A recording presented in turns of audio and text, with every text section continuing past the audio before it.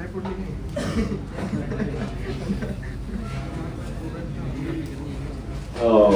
हम लोग कल डिटेल वाले पेज पे काम कर रहे थे, क्लोज किया, ये सारा क्लोज कर दो और एक बार इसको रन करो। पूरा बच्चे कोड समझ के लिखना है, जितना मर्जी टाइम लगे, एक एक लाइन अंडरस्टैंड करो, एक तभी, क्योंकि कोड का रट्टा हम लोग नहीं मार सकते। जैसे हम धीरे धीरे कोड कर रहे, कितना कोड आप याद रख सकते हैं, इसलिए पूरा फ्लो समझेंगे। हम लोग का डिटेल का कोड लिख रहे थे, एम्प्लॉय लिस्ट पे क्लिक किया और ये डिटेल,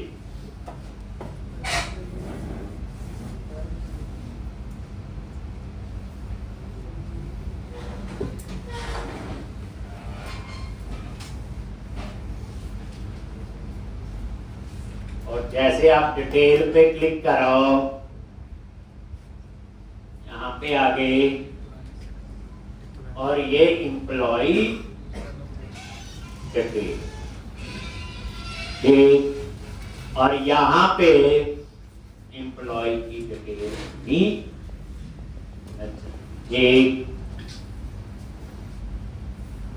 एम्प्लॉय, यहाँ पे आपकी एम्प्लॉय की डिटेल आनी चाहिए। तो उसके लिए हम डिटेल वाले पेज पे काम, कंट्रोलर, एम्प्लॉय कंट्रोलर, ये डिटेल वाला ही था। इसके व्यू पे जाओ, राइट क्लिक, गो टू, सीधे उस व्यू पे आ। कल हम यहाँ पे कोड लिख रहे थे और टी बॉडी में हम क्या डिस्प्ले करते हैं, टेबल। कैसे करोगे देखो ध्यान से, टीडी एम्प्लॉय नेम, तो @ मॉडल, जब आप मॉडल को एक्सेस करोगे तो M caps dot name model dot name, और यहां पे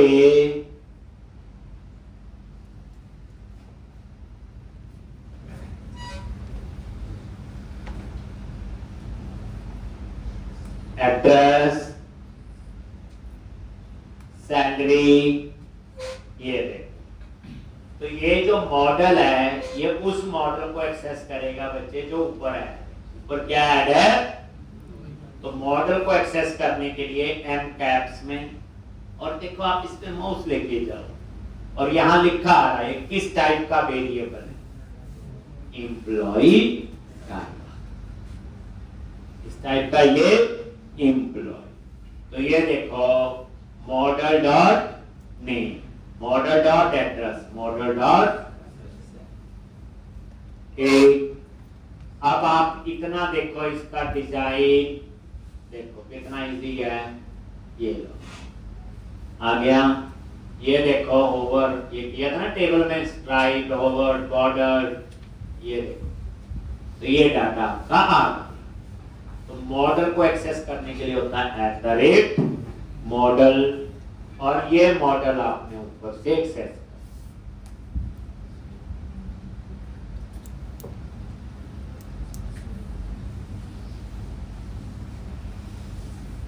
ये देखो। अब यहां पे इस टेबल के बाद तो ये मॉडल क्या हो गया जो ऊपर ऐड किया, तो यहाँ ना टी बॉडी में लूप नहीं लगाया, क्योंकि एक ही रिकॉर्ड, एक से ज्यादा होते तो लूप लगाता, जैसे इंडेक्स पे लगा हो। और मॉडल में आ गया एम्प्लॉय, बस dot name dot address dot cess. अब इस टेबल के बाद आप यहाँ पे यूज कर लो HTML डॉट, ये HTML हेल्पर, और यहाँ पे एक लगा लो एडिट, टेक्स्ट हो गया, ये एक्शन हो गया, और एक पैरामीटर।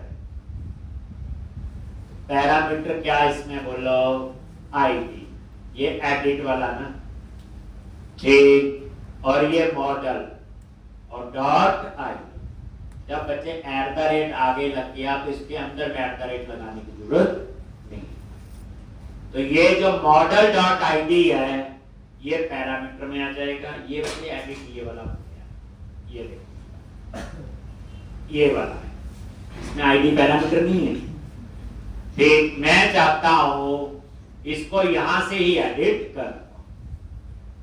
फिर PR होता ब्रेक, जैसे /n होता न्यू रो के, और @HTML डॉट एक्शन लिंक दूसरा बना दो आप लोग बैक टू लिस्ट, और एक्शन का नाम दे दिया इंडेक्स।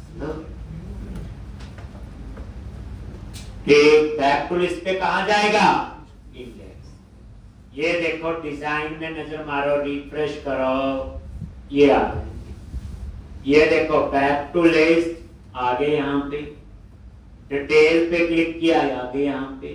मान लो इसको एडिट करना है, क्लिक किया तो ये एडिट, रीयूजेबिलिटी देखो, देखो बैक टू लिस्ट ने यहाँ भी लगाया हुआ, नहीं वहां लगा दिया। ठीक, तो ये थी कहानी। ये अब आपका है डिलीट का, इसका कोड है अब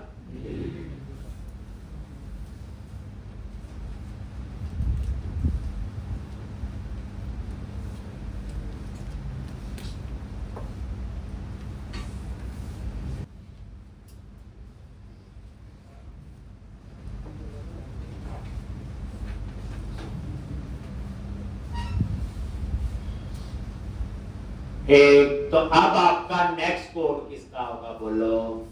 एक, ये लिख लिया, समझ आ गया, खुद लिखा है। नेक्स्ट क्वेश्चन में तो वैसे भी सब कुछ खुद ही लिखना है।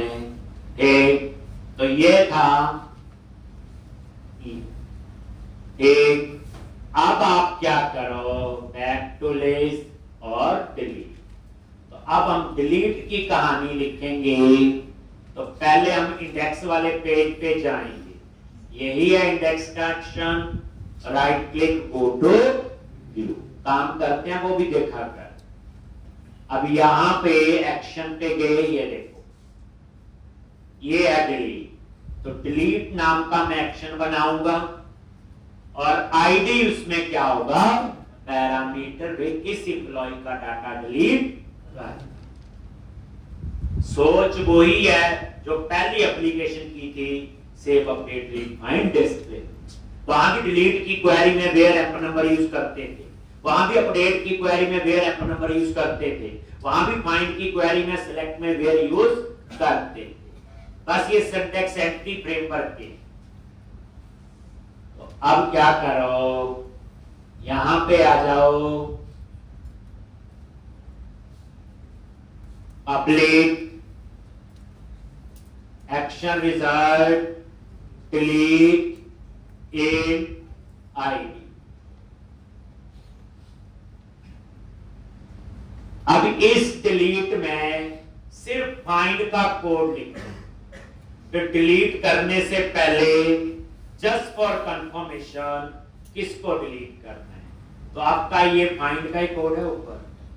डिटेल में आपने बिल्कुल नहीं करना कॉपी पेस्ट, आप लिखो। एक वो लिखा था कल वही है, डिलीट करना है। तो मैं चाहता हूं डिलीट से पहले डिटेल वेरीफाई कर लूं, उसी को डिलीट करेंगे। एक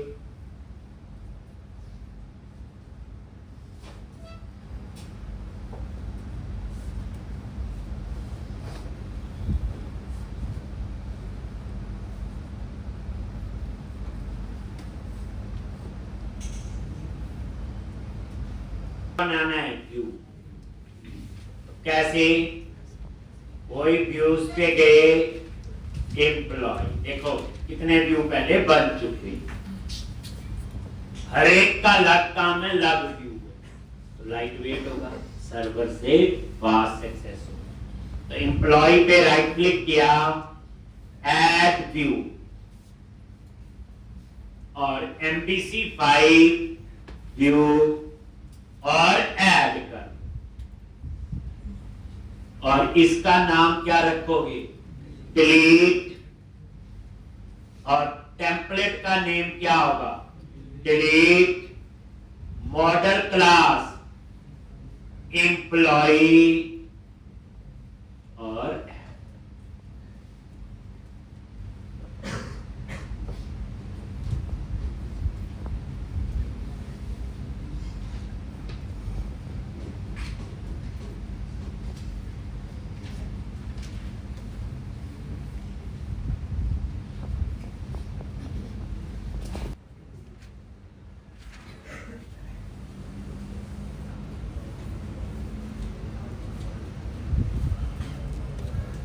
हो गया जी। तो ये डिलीट। अब ये देखो होगा क्या, पहले देखो डिजाइन हम बाद में देखें।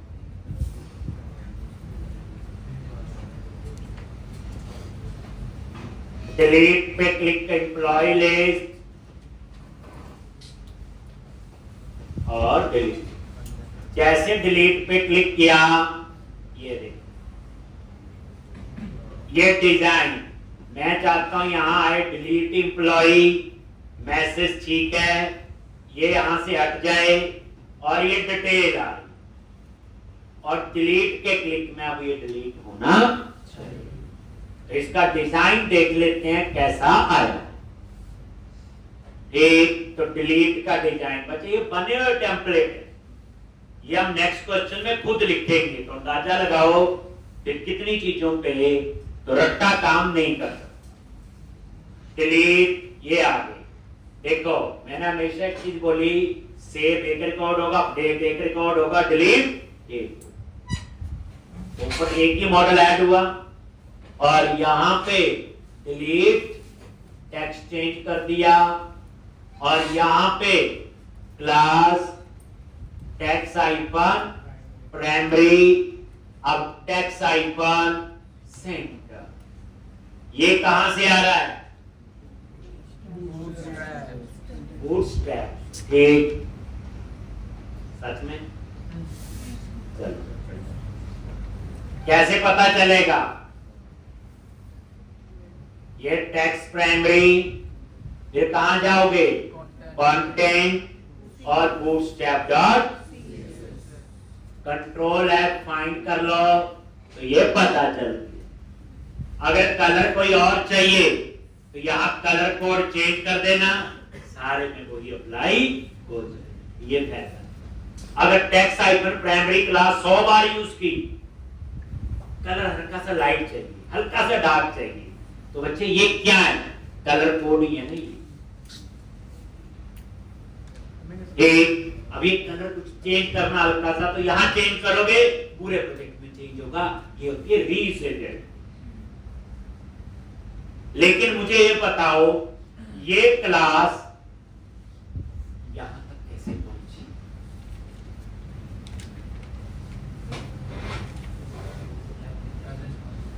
जी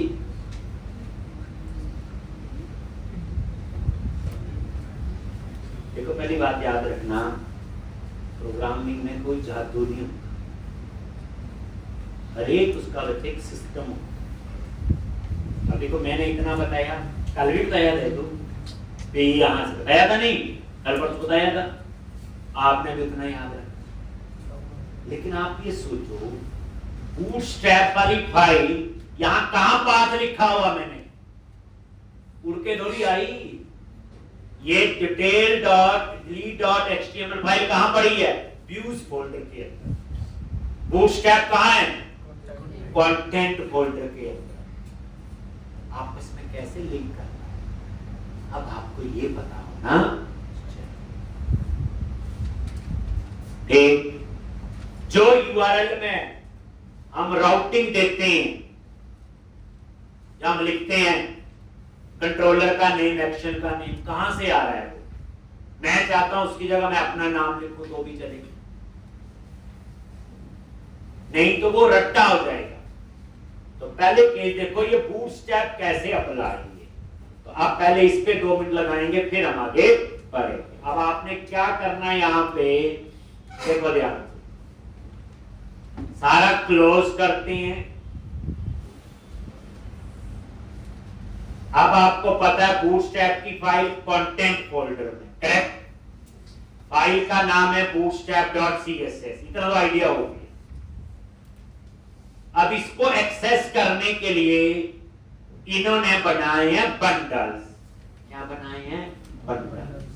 यहां पे एक फाइल है bundle config.cs।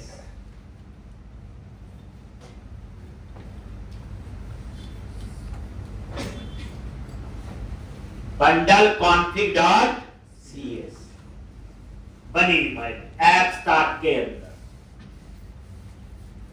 एक bundle config.cs। बंडल क्या है? आप इसको कंसीडर करो एक फोल्डर, उस फोल्डर में 2 फाइलें भी होंगी 10। इन्होंने क्या किया देखो, बूटस्ट्रैप के लिए अलग बंडल बनाया, जावास्क्रिप्ट के लिए अलग बंडल बनाया, वैलिडेशन के लिए अलग-अलग काम के लिए अलग-अलग बंडल बनाया।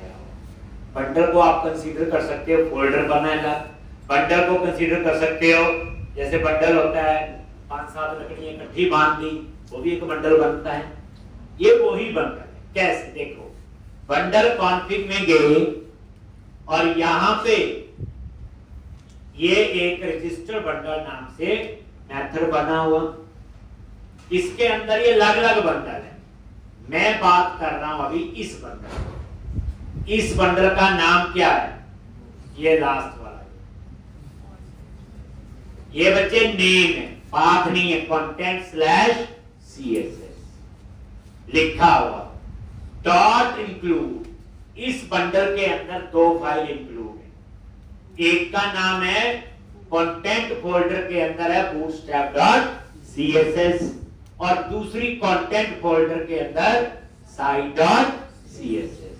इसका मतलब यह है कि जब मैं इस बंडल को एक्सेस करूंगा तो उसमें ऑटोमेटिकली ये दोनों फाइल होंगे। जैसे मैं किसी फोल्डर को एक्सेस करूंगा तो उस फोल्डर में सारी चीजें मुझे मिल जाए। तो पहली बात, ये बंडलिंग का कंसेप्ट है जो इन्होंने यूज किया हुआ। जैसे मल्टीपल फाइल को इकट्ठे याद रखना, 10 फाइलें हैं, 10 फाइलें कौन याद रखेगा? एक बंडल बना। ये इन्होंने एक बंडल बनाया और उसमें 2 बूटस्ट्रैप की फाइल है, एक्सटेंशन दोनों की CSS है और दोनों हैं कहां पे? Content folder. और ये आगे जो टिल्ड लगा होता है, इसका मतलब होता है ये आगे का पाथ वो खुद उठा लेता है। आगे का पाथ बोले तो कहां पे? ऐप स्टार्ट तक, क्योंकि उसके बाद तो हमने लिखा ही है टेल स्लैश। तो ये क्या करता? आगे का पाथ नहीं लिखना, डी ड्राइव, ये फोल्डर, वो फोल्डर, ऐप डाटा नहीं, वो आपको अपने आप उठा लेगा। अब इस बंडल को इन्होंने कहां एक्सेस किया हुआ? तो हमारा मेन टेम्पलेट कौन सा है? व्यूज के अंदर शेयर, और शेयर के अंदर है लेयर।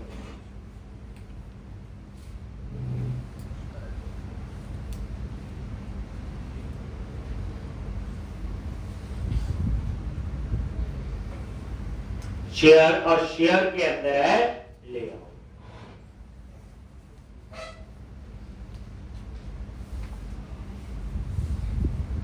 जब आए, ये वही अंडरस्कोर लेआउट समझाया था, मेन मास्टर पेज है जो सभी पेज पे अप्लाई होगा। पहली लाइन देखो क्या लिखी है, स्टाइल डॉट रेंडर, और ये क्या है? बंडल का नाम है, यही है ना, content/css। इसका मतलब हुआ कि इस अंडरस्कोर लेआउट वाले पेज पे ये बंडल ऐड हो गया जी है। इसका मतलब यह है कि ये मेन मास्टर पेज है, जहां जहां इसको यूज करोगे वहां वहां इसमें जो भी चीजें होगी वो एक्सेस कर सकते हैं। अब हमारा लॉजिक क्या होता है? ये जो @render बॉडी है, यहां पे हमारा व्यू मर्ज होता है, ऐसे ही होता है। यहीं पे आपका आता है क्रिएट का, यहीं पे एडिट का, यहीं पे डिलीट का, यहीं पे डिलीट। तो मतलब ये है व्यू जो हमने बनाया वो यहाँ पे आएगा और इस पेज पे जितनी भी इंफॉर्मेशन है सारी एक्सेस हो जाएगी। तो इस पेज पे हमने बता दिया इस बंडल का नाम और ये क्या करेगा, फिर ऐप स्टार्ट में जाके इस बंडल पे जाएगा। जैसे इस बंडल पे आएगा और ये रही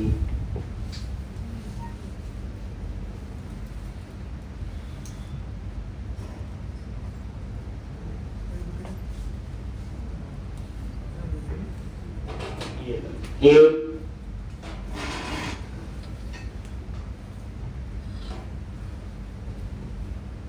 कंटेंट स्लैश तो ये आपका वो बंडल है और इसमें ये दो चीजें आ गई, bootstrap.css और site.css। ठीक है जी। तो फिर उसके बाद आप यहाँ आओगे तो कंटेंट फोल्डर के अंदर ये bootstrap, तो आप पता चल गया कैसे पहुंचा। देख लो हमने क्या किया, एक बार नजर मारो, ये देखो हमारी कहानी देखो। कंट्रोलर पे गए, एम्प्लॉई यहाँ काम कर रहे थे, ये डिलीट बनाया था, गो टू व्यू। जब आपने यहाँ लिखा टेक्स्ट प्राइमरी तो कैसे पहुंचा, ये मेरा कस्टम व्यू है एम्प्लॉय के और इसका मास्टर पेज कौन सा है, अंडरस्कोर डिलीट। उस पेज पे एक बंडल एक्सेस किया हुआ जिसका नाम है कंटेंट स्लैश CSS। अब ये कंटेंट स्लैश CSS बंडल कहाँ बना हुआ, ऐप स्टार्ट के अंदर बंडल कॉन्फ़िग में और उसके अंदर पाथ दिया हुआ कंटेंट फोल्डर में जो बूटस्ट्रैप की फाइल। समझाई, उड़ के नहीं आएगा हर एक इसका लॉजिक, इसके पीछे लॉजिक क्या है। कल को मल्टीपल बूटस्ट्रैप फाइल हो, मल्टीपल लेआउट हो, तो ये चीज कैसे मैनेज करेंगे। हमेशा मेरी आदत होती है, कोई भी नहीं आजकल IT के अंदर ऐसा नहीं है मुझे डॉटनेट आती, मैं डॉट में काम करूंगा, मुझे जावा आती, पाइथन आती, मुझे एंगुलर, रिएक्ट जो भी है। आज है 6 महीने बाद कुछ और हो। पढ़ते हुए सिर्फ कोशिश करो पूरा आर्किटेक्चर डिटेल में समझो ताकि आप उस आर्किटेक्चर के हिसाब से कल को चेंज कर पाए। एक तो अभी मैंने सिंपल आपको ये बता दिया ये बूटस्ट्रैप इसके साथ इंटीग्रेट कैसे हो। कंटेंट फोल्डर के अंदर bootstrap.css फाइल है, उसको एक्सेस करने के लिए ऐप्स टैब में बंडल कॉन्फ़िग एक फाइल है जिसके अंदर एक बंडल बना हुआ, उसका नाम है content/css और उस बंडल के अंदर वो bootstrap फाइल ऐड है।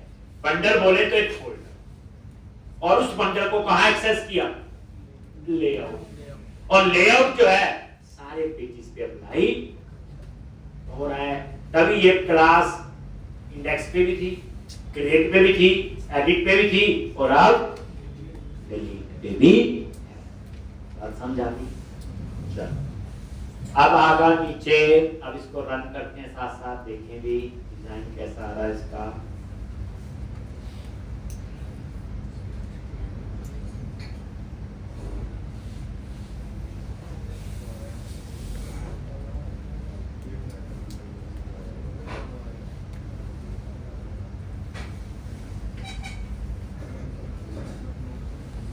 डिलीट, आगे यहाँ पे अब क्या करें, इसको हटा दो।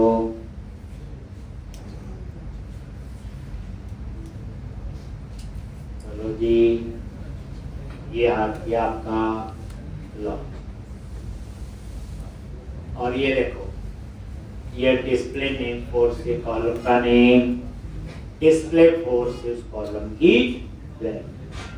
ये देखो आ रहा ना, ये हेडिंग आ गया और ये नेम, ये हेडिंग आ गया और ये उसका ये ऐसे तो आ रहा। देखो ये टीटी डाटा, ये डाटा डेफिनेशन, ये देखो डिस्प्ले नेम फोर से कॉलम का नेम और डिस्प्ले फोर से उस कॉलम की वैल्यू, फिर डिस्प्ले नेम फोर से कॉलम का नेम और ये उसकी वैल्यू, कॉलम का नेम और यहां तक हो गया सिंपल डिस्प्ले।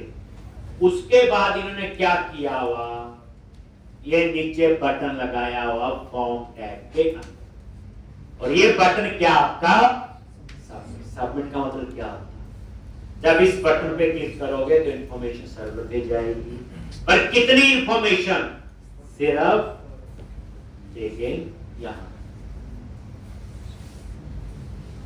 एक, और डिलीट में सिर्फ आईडी चाहिए, बाकी कुछ भी मुझे नहीं चाहिए। और ये देखो इनको टाइप सबमिट, ये देखो ये है, इसका नाम चेंज कर दो, क्या आ गया ये डेंजर,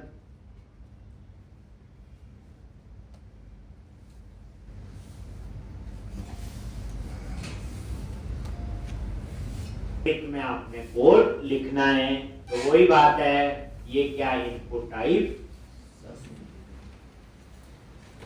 अब आप क्या करो, एम्प्लॉय कंट्रोलर में जाओ, फिर इसका क्या बनाओगे, HTTP पोस्ट। देखो बच्चे जब सिंपल डिस्प्ले करना है तब यूज, जैसे डिटेल में क्या किया, डिस्प्ले ही करना था, इसलिए वहां डिटेल दो नहीं बनाई। अब डिलीट में क्या था, एक में डिस्प्ले करना था और एक में डिलीट। डिलीट तो डाटाबेस में जाके होगा, तो ये इनपुट टाइप सबमिट।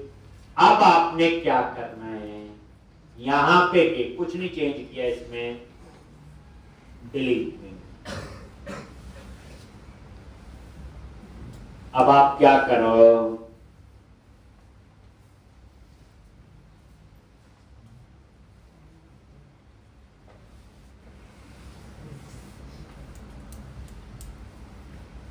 ये देखो यहां आ जाओ, क्या लिखोगे, HTTP delete, sorry HTTP post, अभी पोस्ट लीक बाद में आएगा, और यहां पे पब्लिक एक्शन रिजल्ट डिलीट इन ID।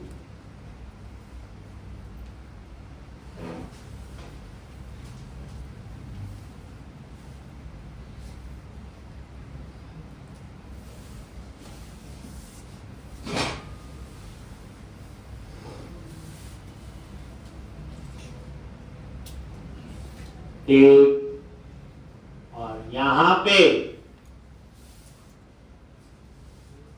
अब नोटिस करो, ये ऐसे नहीं हो सकता।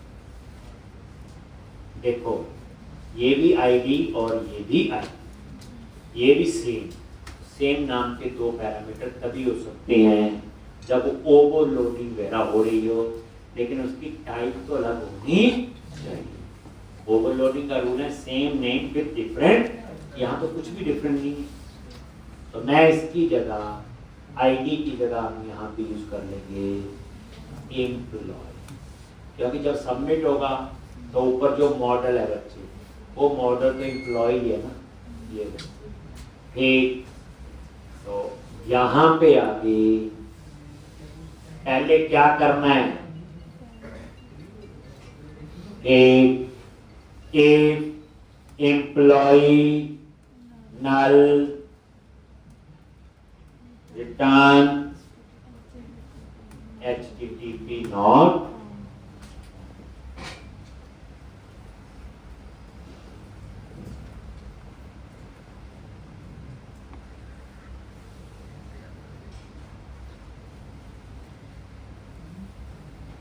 फिर where employee in DB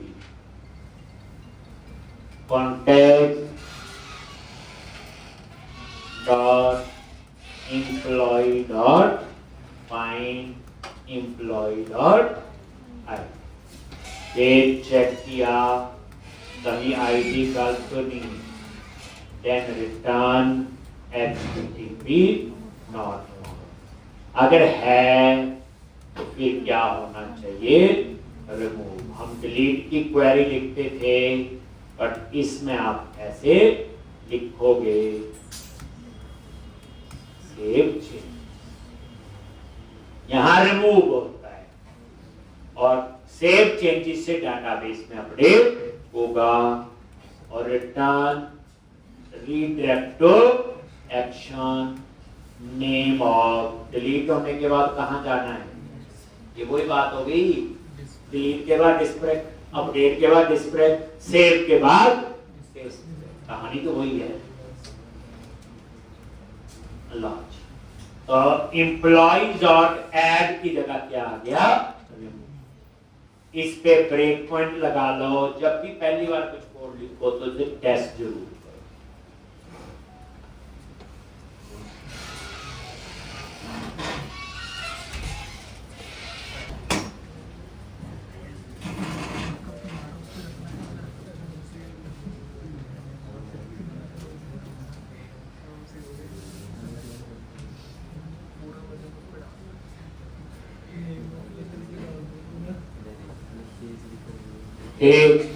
और जैसे आप डिलीट पे क्लिक करो आगे यहाँ पे, और ये देखो इसमें सिर्फ आईडी आ रहा है, बाकी कुछ भी नहीं है, क्योंकि फॉर्म टैग के अंदर कुछ नहीं है। आईडी भी ये पैरामीटर वाला आ रहा है, कौन सा आ रहा है, पैरामीटर जो हमने इंडेक्स से पास किया हो। ये देखो सभी जगह नल और आगे ना सेल्फी जीरो, ये देखो देखो ना बच्चे, ये डिलीट का व्यू है, ये सारी चीजें डिस्प्ले है लेकिन फॉर्म टैग से बाहर है। तो फॉर्म टैग की कहानी क्या बताई थी, फॉर्म टैग क्या एक ब्लॉक है कि कितनी इंफॉर्मेशन सर्वर पे भेजनी है। तो इस फॉर्म टैग में तो कोई भी कॉलम नहीं है, ना नेम एंड एड्रेस है, ना ही सेल। तो इस तरह से सिर्फ आपको क्या मिला बच्चे, आया। F10 नल तो नहीं है, ये देखो फाइंड किया वो क्या होगा, ये देखो रिमूव, सेव चेंजेस, और उसके बाद कहां जाएगा, रीडायरेक्ट लॉन्च, और उसके बाद ठीक। तो इस तरह से अगर आप चाहते हो डिलीट के क्लिक में पॉपअप में मैसेज आए वांट टू डिलीट, फिर ओके पे क्लिक करें तो डिलीट कर दे, ऐसा भी हो सकता है। आप चाहते हो डिलीट पे क्लिक करो, मेरी फोटो आए बोलते मत करो डिलीट, तो वो भी कर सकते हो। अभी हम 1% छोटा सा करने की कोशिश करेंगे और थोड़ा सा हम अपना डालना चाहते हैं, मन किया हमारा कैसे करें, ठीक। तो ये कहानी तो बच्चे वो। अब आप लोग क्या करो, ये क्लोज किया और ये देखो, पहली बात डिलीट का बटन कहां लगा हुआ, इंडेक्स पे लगा है। ये देखो इंडेक्स वाले व्यू पे जाओ, right click, go to view, गए और यहां पे लास्ट में ये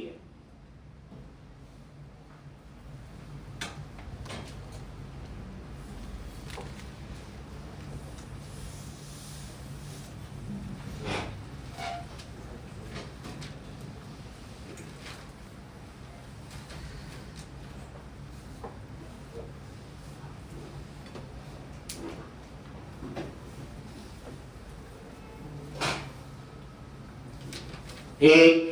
अब ये डिलीट है, तो मैंने इस डिलीट की जगह अभी लिखना नहीं है, ये कमेंट बना दिया। कमेंट के लिए शॉर्टकट की क्या, Ctrl+K+C, और अनकमेंट के लिए Ctrl+K+U। ये देखो ये अनकमेंट हो गया।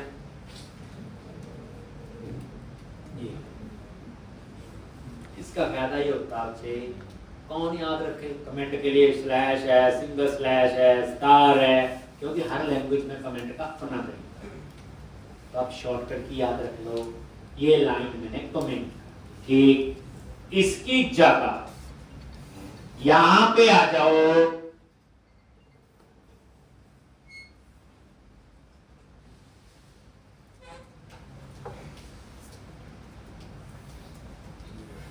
इनपुट टाइप सबमिट, ये सबमिट का बटन लगा दें, वैल्यू इज इक्वल टू लिख दी डिलीट,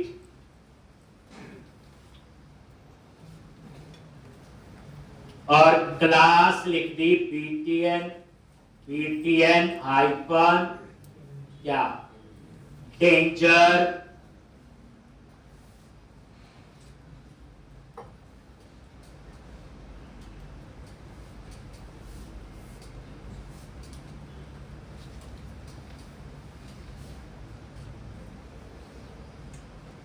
क्लिक। ये देखो, इस पे आपका मैसेज आना चाहिए पॉपअप में, तो रिटर्न, और ये जावास्क्रिप्ट में एक होता है आपका कन्फर्म, ये बना हुआ है, कन्फर्म रिटर्न करता है ट्रू और फॉल्स, ये फंक्शन है। ओके पे क्लिक करोगे तो ट्रू, कैंसिल पे क्लिक करोगे फॉल्स।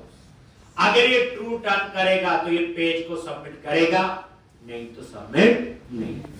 अब इस कंफर्म के अंदर आप अपनी मर्जी का 1 2 डिलीट 8,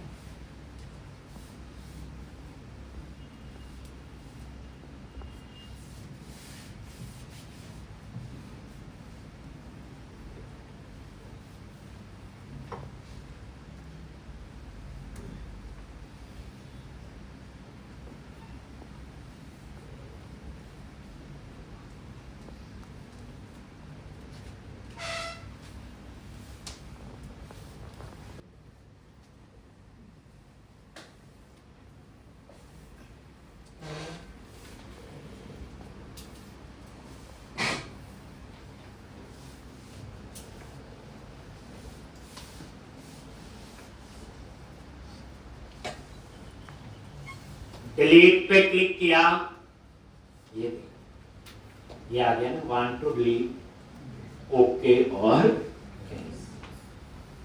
अब जैसे आप ओके पे क्लिक करो तो डिलीट होना चाहिए, तो ओके के क्लिक में क्या होगा, पेज सबमिट होगा। लेकिन पेज सबमिट तभी होगा जब फॉर्म टैग लगा होगा। यही तो कहानी पड़ी।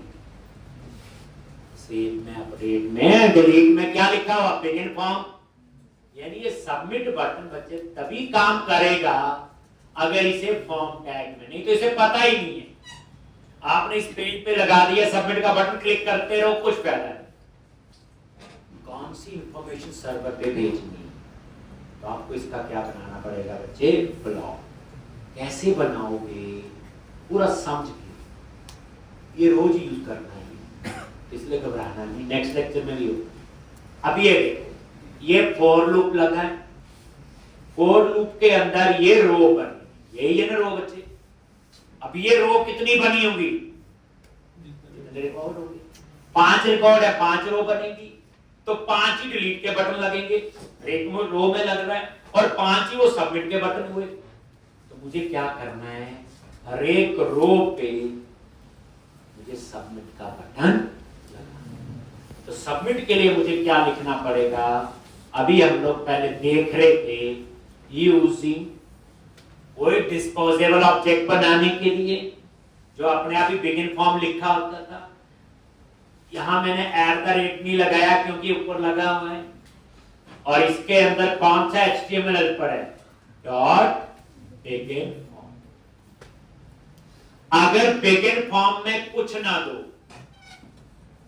तो ये कहां जाएगा, जिसका एक्शन नेम क्या होगा, इंडेक्स। जो ये एक्शन है ये किसका है, इंडेक्स। जैसे होता नहीं था क्रिएट में क्रिएट, एडिट में एडिट, डिलीट में डिलीट।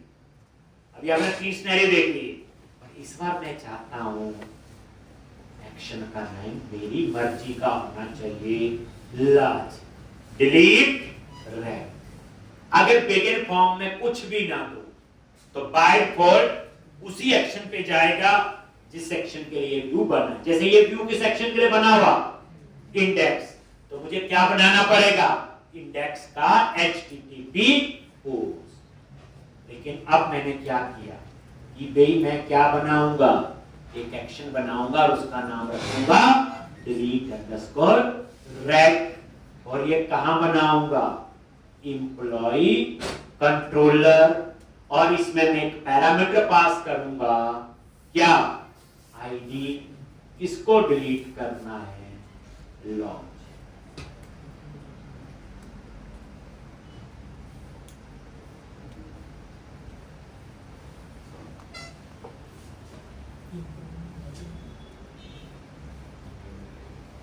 और इस रो को कट करके इस फॉर्म के अंदर क्या कर दो, ये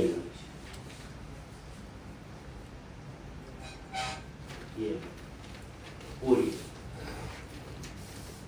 अब हम क्या करेंगे, डिलीट रैक नाम से, अब वो नहीं चलेगा जो हमारा हो गया, एक एक्शन बनाऊंगा और आईडी उसमें पैरामीटर होगा और वहां में डिलीट की कहानी लिख। तरीका बता दी, ऐसे भी कर सकते।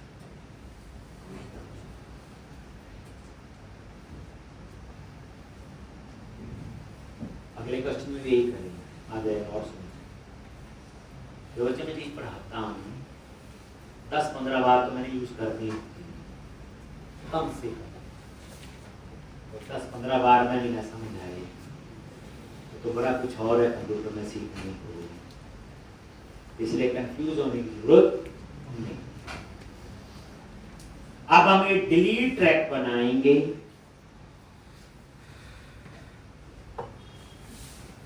ये लिख लिया सबने बच्चे। अब आप लोग डिलीट ट्रैक आ जाओ एक्शन पे, और यहां पे कंट्रोलर पे गए और सिंपल पब्लिक एक्शन रिजल्ट, क्या नाम रखेंगे उसका,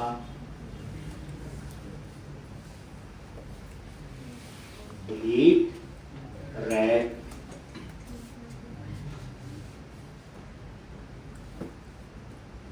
आईडी उसका पैरा,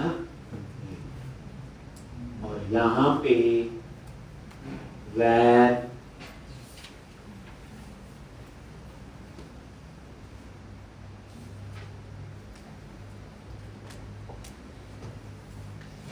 पहले फाइंड करेंगे, क्या लिखते हैं, एम्प्लॉय इन डीबी। फाइंड का कोड लिख के तो आपको पता ही चल गया। फाइंड क्या पास करेंगे, बोलो, आईडी, इफ चेक करेंगे एम्प्लॉय इन डीबी नल है, रिटर्न HTTP नॉट।